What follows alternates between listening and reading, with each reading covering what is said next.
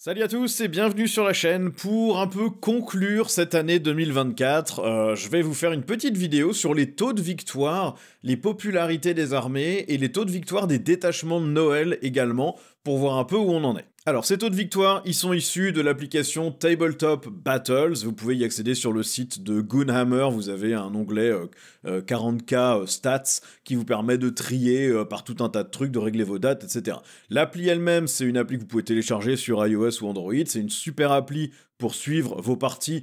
Évidemment plutôt compétitif puisque c'est une appli de suivi de score, mais vous pouvez en gros choisir le patron de table que vous avez retenu, la mission, le pack de mission si c'est un truc Games Workshop ou WTC, vous pouvez avoir les règles de mission principale et de secondaire, ça vous permet de sélectionner les cartes de secondaire que vous avez tirées, de tenir tout ce scoring à jour, de compter les CP pour vous, votre adversaire. Et puis ça vous permet de regarder aussi vos propres stats de victoire, de défaite. Donc si vous êtes un peu orienté compétitif ou que vous aimez de temps en temps faire des parties, vous avez envie de suivre exactement ce que vous faites et analyser ensuite pourquoi vous avez gagné ou perdu, c'est une super application. Et donc, non seulement elle vous permet de voir vos propres stats, mais elle les agrège aussi et elle les envoie vers la base de données anonyme de Goonhammer qui compile le tout pour faire un retour méta régulier et puis qui donne accès à ces stats gratos sur Internet. Donc évidemment, c'est pas que des stats de tournoi, je sais pas si l'appli est utilisée en tournoi, c'est plutôt des stats de personnes qui font leur partie entre connaissances ou dans des groupes de joueurs. Ça peut être des parties qui sont jouées de manière très compétitive ou pas. Donc je pense que c'est plus intéressant que juste des stats de tournoi, puisque ça reflète des stats qui sont probablement un petit peu plus près de la réalité du jeu au quotidien avec des gens normaux qui jouent normalement. Par contre, évidemment, des gens qui téléchargent cette appli ont probablement quand même un petit esprit de compétition, ils ont envie de suivre les stats, donc c'est sans doute pas représentatif des parties pures entre potes où on s'en fout et on fait n'importe quoi. Ces stats, elles sont sur tout le mois de décembre, donc je n'ai pas pris que les stats depuis la data slate, il y a trop peu de temps sur les 2 dernières semaines de décembre, donc j'ai pris tout le mois de décembre parce que c'était surtout pour traquer les stats des détachements de Noël. Donc les factions par popularité, alors bah là si on regarde la distribution on voit que c'est quand même assez large, on a 3 factions qui tirent vraiment leur épingle du jeu, Tyrannide, Necron et Space Marine, 3 factions qui vraiment sont en dessous, Emperor's Children, Agent de l'Imperium, Deathwatch, et après le reste est relativement variable, il n'y a pas d'énormes surprises dans quelle faction est populaire ou pas populaire sur une période, ça reste globalement très constant de mois en mois ou de période en période. Donc les factions les moins jouées, évidemment Emperor's Children, pas vraiment de surprise, hein. Ils ont un tout petit index qui est très limitant, ils apportent rien par rapport au Space Marine du Chaos, donc quand on a une collection Space Marine du Chaos, bah on les joue probablement plus en Space Marine du Chaos qu'en Emperor's Children, puisqu'on n'a pas moins d'options, on en a même plutôt plus. Les agents impériaux, bah là encore, pas une grande surprise. Déjà, l'armée, elle est toute neuve, elle est compliquée à collectionner et elle est chère, hein. Il faut acheter des Kill Team, qui sont des boîtes vendues au prix Kill Team, qui n'étaient pas dispo jusqu'à récemment, à part dans les quelques boîtes d'armée qui suffisaient vraiment pas. Vous allez avoir besoin d'à peu près 100 figurines sur la table pour faire une armée. Ça coûte probablement pas loin du prix d'une armée Mechanicus. L'armée en plus est pas super excitante, un peu bâclée, pas de règles d'armée en propre, pas vraiment de synergie entre les unités, pas d'anti-véhicule, c'est pas une armée qui a déchaîné les passions après sa sortie, à part sur des joueurs qui sont vraiment très collectionneurs. La Deathwatch, eux, bah, ils sont redevenus une armée seulement durant le mois de décembre. Ils ont jamais été incroyablement populaires avant. Hein, c'est des Space Marines plus compliqués à assembler parce qu'il vous faut cette petite grappe d'upgrade ou une imprimante 3D pour leur mettre les bonnes épaulières. Bon, voilà. Clairement, c'est une armée qui avait en plus disparu. Je serais pas étonné qu'il y ait pas mal de joueurs qui aient revendu leur collection ou qui l'aient foutu à la poubelle quand l'armée a été supprimée. Bon, bah maintenant, elle est de retour. On verra si le taux de popularité réaugmente ou pas. Et puis enfin, on a aussi les Drukhari qui sont toujours assez peu représentés. C'est une armée qui n'a jamais été vraiment très populaire, probablement parce que difficile à jouer. Dans toutes les éditions, elle a toujours été vraiment en mode j'expose une unité, elle disparaît de la table. Donc peut-être que les gens sont un peu inquiets à l'idée de jouer ça, ou alors juste la gamme n'attire pas les foules, ce que je comprendrais pas trop parce que pour moi c'est les figurines parmi les plus belles de tout le jeu, mais je suis biaisé puisque je joue Drukhari. Évidemment, les factions les plus jouées, on n'est toujours pas surpris, les Space Marines, personne n'est étonné, c'est la plus grande gamme, ils ont une nouvelle figurine par mois minimum, l'armée, c'est vraiment celle qui représente Warhammer 40 000 pour le public. Quand on pense Warhammer, on pense un Space Marine bleu, on pense un Ultramarine, en tout cas la plupart des gens qui ont une maîtrise assez limitée de Warhammer, c'est ça qu'ils voient. Et en plus, ils ont reçu un jeu vidéo majeur, hein. Vous avez sans doute vu arriver Space Marine 2, vous y avez peut-être joué. C'est un jeu qui a clairement ramené pas mal de monde dans le hobby, et dont les personnages principaux sont des Space Marines, donc c'est une armée qui ne perdra probablement jamais en popularité. Les Necrons, eux aussi, très populaires. Pas étonnant, hein, c'est une armée qui a son codex, qui est bien traitée par Games Workshop, qui a une grosse variété de figurines. Ils ont reçu un très bon détachement dans le mois de décembre, donc ils ont été joués sur le mois de décembre. C'est une armée qui, en plus, peut être facile à peindre. Elle n'est pas nécessairement facile à peindre si vous voulez vraiment vous lâcher, mais si vous voulez pas vous lâcher, c'est une armée qui est simple, rapide à peindre, avec une esthétique qui est claire, qui est intéressante. C'est un peu les morts-vivants de 40 000, et ce type d'armée est toujours assez populaire auprès des gens, donc pas étonnant que ça fonctionne bien. Et enfin les tyrannides aussi, très populaires, pas étonnant non plus sur cette édition, la boîte de base avait une armée de tyrannides, donc je pense que ça a développé quelques vocations chez les gens, et puis c'est une armée qui de toute façon a toujours attiré, hein. Si on est fan d'Aliens, si on aime les films Aliens, si on aime les horreurs innommables et les insectes, et ben on s'éclate avec les tyrannides, donc c'est une armée qui a toujours bien fonctionné, et cette édition, comme en plus c'est un peu les grands méchants, en tout cas dans la boîte de base, c'est pas étonnant qu'il y ait beaucoup de joueurs qui la jouent. Alors maintenant on passe sur les taux de victoire. Alors on est quand même, on peut le voir, sur quelque chose de très équilibré, hein, à part les Emperor's Children qui sont vraiment en dessous, 36-6, le reste est quand même très bien compris entre les 44% et puis les 55%. C'est ce que Games Workshop veut avoir de toute façon, hein, ils arrêtent pas de le dire, hein, c'est ce qu'ils appellent leur Goldilocks Zone, donc c'est la zone boucle d'or, c'est là où on a envie d'avoir toutes nos armées, entre 45 et 55%. Bon, on peut considérer que 10% d'écart entre le moins bon et le meilleur, c'est un petit peu trop élevé, mais sur un jeu de figurines, je suis pas sûr qu'on puisse ramener à beaucoup moins que ça. En tout cas, ce qui est sûr, c'est que la méta, là, actuellement, elle est stable. Je rappelle que ce sont pas que des stats de tournoi, c'est aussi des stats de gens qui jouent dans leur groupe de potes et qui suivent leurs stats sur une appli. Donc là, globalement, cette distribution, elle est probablement plus représentative de l'état réel de la méta avec tous les gens qui jouent, plutôt que juste de prendre des stats de tournoi. Bon, Emperor's Children, très en dessous, on va pas être très étonné, puisque je pense qu'ils sont très peu joués. Et puis on a finalement assez peu de choses qui dépassent, hein, à part les Cult Genestealer et la Death Guard.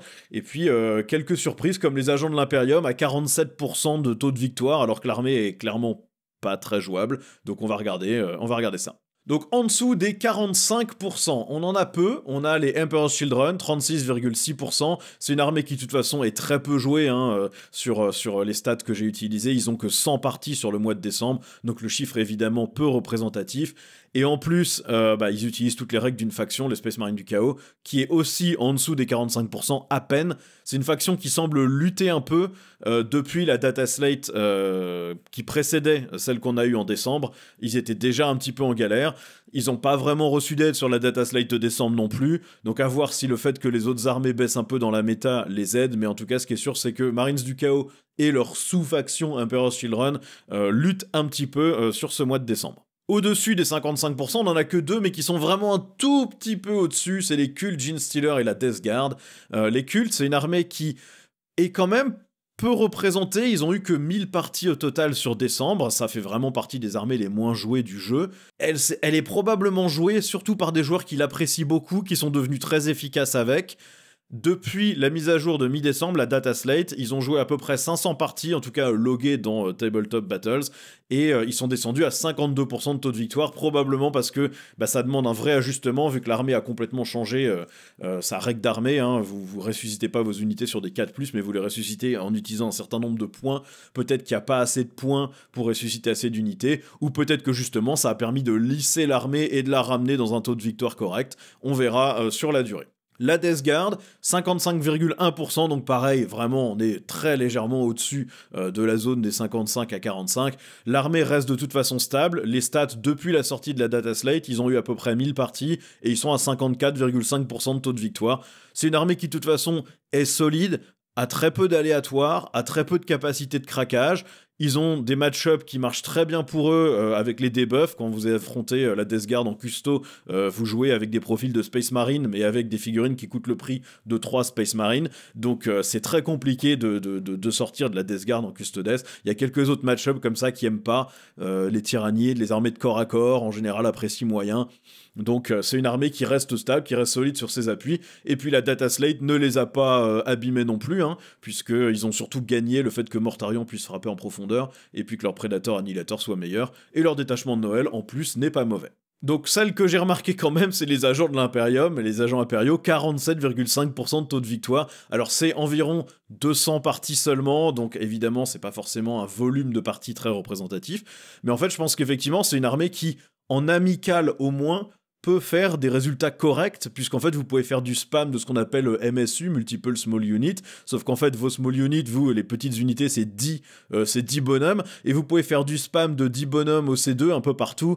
Chacune de ces unités-là, elle vous coûte 50, 60, 70 points, vous pouvez en mettre des kilos et des kilos sur la table, vous allez jouer avec 100, 120 figurines potentiellement, donc vous pouvez spammer les objectifs avec beaucoup de monde, et avec certains détachements, vous pouvez augmenter un tout petit peu la résistance de ces figurines. Évidemment, depuis la data slate, ils ont fait seulement 65 parties loguées sur Tabletop Battles. Le taux de victoire est à 36,9%. Donc voilà, on voit que le taux de victoire est pas stable. Il y a trop peu de joueurs, il y a trop peu de parties. Et donc ça sera très compliqué d'avoir un vrai chiffre. Faut attendre plus longtemps, clairement. Faut analyser les stats de cette armée sur plus longtemps. Ils n'ont pas assez de joueurs pour que vraiment on puisse se prononcer. En tout cas, ce qui est sûr, c'est que en tournoi, elle performe pas du tout, et en amical, on voit que ça peut potentiellement marcher, mais c'est clairement pas une des armées les plus faciles à jouer non plus. Maintenant, si on regarde les taux de victoire des détachements de Noël, là on a une distribution qui est largement plus éclatée, mais là encore, on peut voir que Games Workshop a pas si mal travaillé que ça, puisqu'il n'y a pas tant que ça de mauvais élèves qui éclatent la méta, et il n'y a pas tant que ça de personnes qui ont été, d'armées qui ont été complètement explosées avec leur détachement. Et puis on a aussi quelques surprises sur des choses qu'on pensait vraiment pas terribles et qui finalement performent pas si mal que ça. Bon, évidemment, toutes les armées n'ont pas eu leur détachement aussi longtemps l'une que l'autre. Hein. Si vous êtes Space Wolf ou World Eater, votre détachement, vous l'avez depuis moins d'une semaine. Si vous êtes Dark Angel, vous avez eu un mois pour jouer avec, donc forcément les volumes seront pas représentatifs sur toutes les armées, mais c'est quand même assez marrant de regarder cette distribution qui finalement est quand même pas trop mauvaise. Donc évidemment, en dessous des 45%, on a les agents de l'Impériaux, 16,7% de taux de victoire sur seulement 6 parties, donc c'est évidemment pas du tout représentatif. Chapeau quand même à la personne qui a réussi à gagner une partie sur ces 6 parties, bien joué. C'est le pire détachement du jeu sur une des pires armées du jeu, donc voilà, évidemment, de toute façon il sera pas joué, il aura jamais assez de stats pour que ça soit intéressant, et je pense qu'il dépassera jamais un score minable, parce que il y a vraiment aucune raison de jouer ça. Les chevaliers impériaux, eux, leur détachement, c'était le mix Mechanicus plus chevalier. Ils ont 37,5% de victoire, mais seulement sur 56 parties. Donc là, c'est pareil, la représentativité est pas incroyable. Ce qui est sûr, c'est que le détachement, il est fun sur le papier, mais il est limitant, et vous échangez beaucoup d'outils utiles de votre index qui permettaient aux chevaliers de bien taper et de bien résister. En échange, vous avez des unités qui contrôlent vraiment bien les objectifs, les reprennent vraiment bien l'ennemi, mais finalement, est-ce qu'on en avait besoin, sachant que vous avez effectivement des armigers qui sont au C8 et qui n'ont pas de profil dégressif, donc ils restent au C8 tant qu'ils ont un PV, et qui sont en mesure en tout cas de tuer quelque chose qui voudrait juste venir contester l'objet. Peut-être qu'ils n'ont pas besoin de ces unités Mechanicus au milieu, donc peut-être que ce détachement est pas du tout aussi bon que celui de l'index. À voir, là pour l'instant c'est trop peu de parties pour se prononcer, mais la tendance semble pas excellente. Les Space Marines, en dessous des 45% aussi, avec 40,5%. Ils ont que 131 parties avec leur nouveau détachement Conclave Librarius. Le détachement, moi je l'ai trouvé très fun, mais je l'ai pas trouvé très puissant. Certains d'entre vous dans les commentaires m'ont dit qu'au contraire il était vraiment très très fort. Bon là on voit que pour l'instant en tout cas il sort pas du lot du tout. Je pense qu'il y a aussi le fait que pour qu'il soit vraiment intéressant, il faut que vous sortiez peut-être 6 personnages Psyker que vous mettez dans 6 unités différentes, donc vous en prenez, je sais pas, un en armure Phobos, 2 en armure Tacticus normal, 2 en Terminator, etc., etc. Donc tout le monde n'a pas accès à autant de Psykers que ça, donc je pense que les gens ont aussi testé le détachement avec seulement 2 ou 3 Psykers qui boostent que 2 ou 3 unités, ce qui du coup ne permet pas de tirer forcément toute la quintessence du détachement. Donc on verra sur le long terme si ça change ou pas. Si le détachement est vraiment intéressant, en tout cas sur le papier, je pense qu'on verra le nombre d'archivistes vendus augmenter beaucoup, et puis dans ce cas-là le détachement performera peut-être un petit peu mieux. Encore en dessous des 45%, on a les Eldari, les Eldar, ils sont à 41,6%, mais évidemment c'est seulement sur 36 parties pour leur nouveau détachement Host blindé. Donc c'est de toute façon pas un très bon détachement, il ne booste que les véhicules avec un boost relativement modeste, hein. Ça leur donne assaut de mémoire, et ça leur permet de relancer les avances sur les véhicules qui ont le vol, si je me trompe pas. Donc, ça ne booste que les véhicules, il vous faut beaucoup de véhicules pour que ça soit intéressant, les véhicules c'est pas ça qui va tout tuer sur la table, donc bon, je suis pas sûr que le détachement de toute façon performera un jour de manière incroyable, mais là ce qui est sûr c'est que sur 36 parties c'est dur de juger. Astra Militarum, là on a eu 177 parties, donc ça commence quand même à faire un peu, ça commence à être représentatif, 41,8% de taux de victoire, je rappelle c'est le détachement qui booste le Militarum Tempestus, donc vous faites arriver vos fils du Tempestus ou vos Aquilons en frappe en profondeur, vous les boostez avec 2 ou 3 stratagèmes plus un ordre, ils dégomment tout ce sur quoi ils ont tiré, et ensuite ils se font probablement tuer, et s'il y a rien qui peut les voir et qui meurt pas, vous pouvez les reprendre et les redéployer de la même manière à la fois d'après. Ça demande pas mal de doigté pour bien empiler les buffs, arriver au bon endroit, sortir la bonne unité, et changer une unité à 90, 100 points contre quelque chose qui en vaut peut-être 150, 200, et bien viser pour pas tirer, ne pas tuer et ensuite se faire exploser en retour. Ça demande aussi d'avoir beaucoup de Tempestus, des Taurox pour les débarquements, etc. Donc pas sûr qu'il y ait beaucoup de gens qui aient une armée qui soit vraiment, une collection en tout cas vraiment adaptée pour jouer ce détachement au mieux de sa forme. Par contre, clairement, pour l'instant, il performe pas de manière incroyable. Les Thousand Sons aussi, 42,4% seulement sur 85 parties. C'est pas rien, mais c'est pas non plus incroyablement représentatif. Le détachement a été pas intéressant sur le papier, il apportait moins d'outils que l'index en boostant les mêmes choses que ce que l'index boostait. Donc je serais pas étonné qu'il reste dans cette zone molle en dessous des 45. Je pense qu'il sera de toute façon moins joué que l'index. Encore en dessous des 45%, on a les Tyrannides, ils sont à 43,3% avec leur détachement qui booste notamment les guerriers, mais qui peut aussi accompagner une armée plus équilibrée. Le détachement est intéressant, il a été joué quand même sur 208 parties, donc c'est pas rien. Et quelqu'un a déjà gagné un tournoi avec ce détachement, et étrangement pas avec un spam de guerriers, puisque certains d'entre nous avaient des inquiétudes sur des listes à 36 ou 72 guerriers, un Vulna 5 impossible à sortir. Bon bah clairement c'est pas comme ça qu'il a joué. Il a joué 2 unités de 6 guerriers et un spam de monstres autour, et le détachement bah clairement fonctionne en boostant bien le tir de ces monstres et leurs aptitudes, donc clairement ça fonctionne. On a aussi les Dark Angels en dessous des 45 avec 43,8, le détachement c'était la lame du lion, 308 parties, donc ça commence à être représentatif comme stat. Le détachement est très fun, il combine Ravenwing et Deathwing, il faut que vous bloquiez votre adversaire au corps à corps avec la Ravenwing pour ensuite la charger beaucoup plus rapidement et facilement avec de la Deathwing qui frappe en profondeur. C'est pas mal, mais c'est très dépendant de la survie des deux moitiés de l'armée. Il faut que vous ayez survécu un tour au corps à corps avec l'ennemi avec votre Ravenwing pour ensuite pouvoir faire arriver votre Deathwing en frappe en profondeur et bénéficier de votre charge. Il faut que votre adversaire se soit pas replié. L'adversaire peut zigouiller toute votre Deathwing pour vous faire perdre le bonus d'armée, donc je pense que le détachement est dur à manier et de toute façon est moins clé en main que la plupart des détachements Space Marine, donc très probablement restera en dessous. Maintenant, au-dessus des 55%, on a les démons de Slaanesh à 70% de victoire sur 147 parties, ce qui là encore est pas ridicule. Alors je suis pas du tout surpris, Slaanesh c'est une armée qui est fragile mais qui peut arriver assez vite au corps à corps et où quasiment toutes les unités ont blessure dévastatrice. Vous pouvez échanger le fait de taper en premier quand vous avez chargé contre le fait de relancer toutes les touches et toutes les blessures. Et vous avez un stratagème qui vous permet de prendre les dégâts que l'adversaire ferait à votre unité et de les déplacer sur autre chose. Donc ça veut dire que si vous chargez des véhicules, vous vous moquez complètement de ce qu'il va vous faire au corps à corps, parce qu'en général c'est 3 attaques force 6 sans PA, donc vous risquez pas grand chose. Si c'est une unité très forte de l'ennemi, vous déportez les PV sur une autre unité derrière dont vous vous moquez éperdument, et ensuite vous faites votre vrai corps à corps, où vous relancez tout avec blessure dévastatrice. Je pense que c'est très fort, et honnêtement 70% sur 147 parties, bon ça restera pas à 70% au fur et à mesure que le temps va avancer, mais je serais pas étonné que ce détachement reste largement au-dessus des 55 et ait besoin de quelques petits ajustements à droite à gauche parce qu'il y a vraiment un potentiel très fort. Alors les Black Templars, de manière très étonnante, 64% de taux de victoire sur leur nouveau détachement Procession Courroucée. Alors c'est que sur 25 parties, donc là encore la représentativité est pas incroyable du tout, elle est même très mauvaise. Le résultat est très étonnant, le détachement sur le papier était beaucoup moins intéressant que celui de l'index.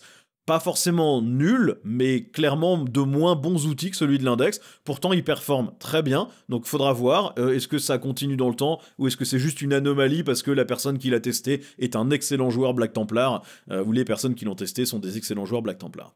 Le détachement Custodes a été joué 563 fois, donc là, clairement, on est représentatif sur les stats. 58,9% de taux de victoire, c'est très élevé. Je suis pas incroyablement étonné non plus, c'est un détachement qui booste les chars custo qui sont déjà exceptionnels avant même ce détachement. Il permet de faire une liste avec 4 ou 5 dreadnoughts dont un télémon, plus 3 ou 4 packs d'infanterie, ce qui fait une armée quand même très dure à gérer. Vous avez 12 à 16 à 20 custos sur la table, plus entre 3 et 5 gros dreads, plus un Caladius. Ça commence à être compliqué à sortir, et c'est une armée custodes qui est plus équilibrée que d'habitude. Quand on affronte des custos, on prend des armes anti-infanterie ou des armes qui font des dégâts 3. Mais ça, contre les dreadnoughts, soudainement, ça fonctionne pas. Donc je pense que c'est moins facile de mettre toute son armée sur une seule unité et d'essayer de la sortir comme ça. Et du coup, je pense que c'est une armée qui, mieux équilibrée, donc marche mieux. Alors toujours au-dessus de 55%, on a les Necrons à 56,1%. Pas étonnant, le détachement est considéré par quasiment tous les gens qui analysent 40 000 comme étant trop pété. Il y a 1035 parties sur ce détachement, donc les stats sont représentatives. Le détachement est de toute façon très fort, il est vulnérable à des armées de masse qui ont beaucoup d'OC, qui vont venir noyer les objectifs et on aura du mal à les sortir. Des tables très chargées en décor qui bloquent beaucoup les lignes de vue vont être ennuyeuses aussi, mais en dehors de ça, vous allez toujours avoir une ou deux arches qui peuvent tirer sur ce qu'elles veulent, avec plus un pour toucher sur les objectifs, c'est là-dessus que vous allez de toute façon vouloir tirer. Vous avez des boosts pour toutes les unités qui étaient déjà fortes et qui n'ont pas augmenté en points, c'est un détachement qui est clairement très fort. Certains d'entre vous m'ont dit qu'il fallait utiliser 14 PC par tour pour être efficace, c'est pas vrai, vous avez besoin de 2 PC par round maxi pour pouvoir traverser les ruines avec un véhicule de temps en temps, ou faire une avance auto à 6 qui vous permet de pas avoir besoin de traverser les ruines, et ensuite vous prenez vos lignes de vue et vous avoignez tout.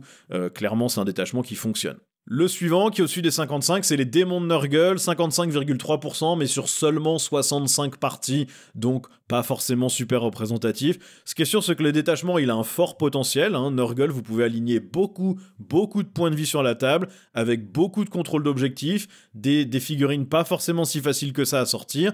Et puis le détachement vous donne la possibilité de forcer des tests d'ébranlement à répétition, de manière ciblée plusieurs fois sur la même unité potentiellement, avec des malus même, grâce à votre règle d'armée. Donc c'est une combinaison qui rend les objectifs très durs à tenir pour l'adversaire, ou très durs à reprendre, puisque quand il va vouloir vous reprendre les objectifs, il sera toujours à 2 ou 3 points d'OC en plus de vous, et là vous lui mettez un coup d'ébranlement, et hop, il a plus d'OC, et il prend pas l'objectif. Donc je pense que c'est un détachement qui va rester assez fort. Après, pour l'instant, 65 parties, on peut pas vraiment juger là-dessus. Maintenant, de manière intéressante, on voit aussi que les sœurs de bataille avec le détachement champion de la foi sont à 45,8%, alors que tout le monde considérait que ce détachement était vraiment très mauvais, moi y compris, puisque demande de cramer des dés de miracle dont vous avez déjà largement besoin avant. Donc assez étonnant, mais a priori ça fonctionne. Le nouveau détachement Votan aussi, 46% de taux de victoire, alors qu'on aurait pu penser que vu que ça booste vraiment que un très faible nombre d'unités, ça allait pas performer tant que ça. Les Drukhari à 46,4% sortent aussi leur épingle du jeu un petit peu, ça a dû être joué avec des gens qui avaient une bonne collection Harlequin,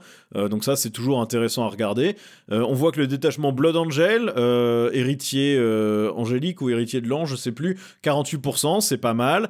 On voit aussi que les World Eaters sont déjà à 50% avec leur nouveau détachement, ce qui me surprend pas.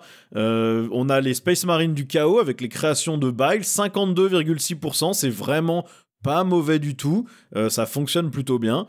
Donc non, les détachements globalement de Noël sont pas déséquilibrés. Il y en a quelques-uns sur lesquels il va falloir peut-être taper un petit peu pour les remettre dans l'axe, et puis certains qu'il va falloir probablement rééquilibrer un peu, soit en fonction des figurines, soit en adoucissant un peu leurs règles ou les limitations.